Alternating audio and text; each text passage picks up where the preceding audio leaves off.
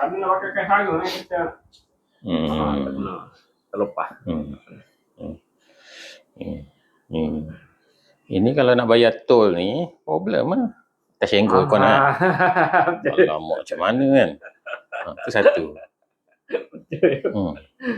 Bayar parking mengeropok kan. Kalau ada benda pendek, raket tu, macam tu je lah. Kadang kita pakai smartphone sangkut kan. Dah bersusah apa buka pintu.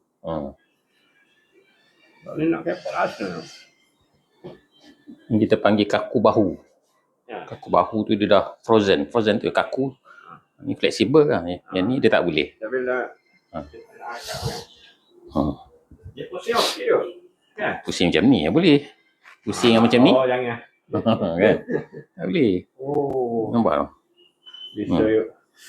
Dia problem yang selalu berlaku. Si kawasan ni tegang. Sini tegang. Sini saya mana-mana ni. Kebiasaan macam tu. Kawasan-kawasan ni yang cakap lah. Bila dia kena tu kan. Apa pun ni. Dia tak tahan. Check semua. Ni kalau keras ni, yang urut tak jadi. Memang urut-urut rasa macam lega. Tapi tak settle masalah lagi. Dia nak buat.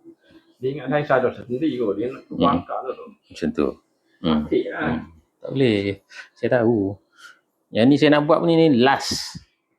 Sebab saya tahu. Tolak ni. Yang ni. Macam elektrik. Rasa tu. Kalau ikut yang chiropracticnya, stem macam tu.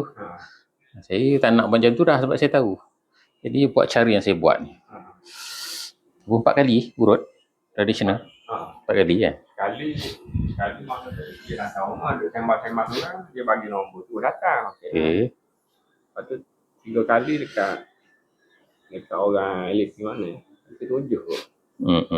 Wah, nak kata tak hilang juga. Lepas tu dia kata, suruh pergi klinik, cari klinik. Ya, tapi doktor kata macam-macam. Lepas tu doktor tak boleh nak kata macam. Koyak. Di sini ada masalah, dia bagi ubat. Tak, dia bagi suplemen. Mana? Ada cocok kan? Dia nak cucuk. Dia kata confirm ke? Dia kata kalau cucuk tak confirm, saya tak nak. Dia dah apa, dia bagi suplemen kalau sakit juga. Wah, ambil duit. 300 lebih tu, 400. 380. 38? Apa? Ubat ke? Dia scan, dia buat. Oh, scan. Saya nak esok. Kita kalau dia kata okey, sok. Tak apalah, kita buat tarik klinikal. Maksudnya ubat dan scan. Tu kan? Saya tak pergi dah saya kata.